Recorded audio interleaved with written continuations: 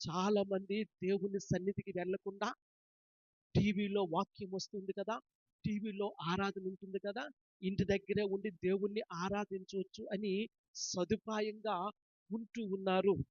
ప్రియులారా, ఇది వాక్యానికి విరుద్ధమని నేను జ్ఞాపకం చేస్తూ ఉన్నాను. టీవీలో వస్తున్న దేవుని వాక్యాన్ని వినండి, ఆరాధనలో పాలు పొందండి.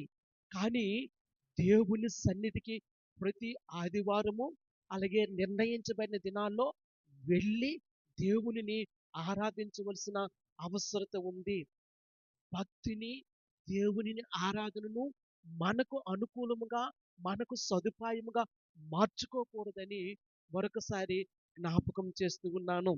ప్రియులారా, ఇశ్రాయేలు ప్రజలు యెరూషలేములోనికి వెళ్ళి దేవునిని ఆరాధించడానికి బదులుగా ఉన్నత స్థలాల్లో బలులు అర్పిస్తూ ఉండినట్లుగా దేవుని వాక్యంలో మనము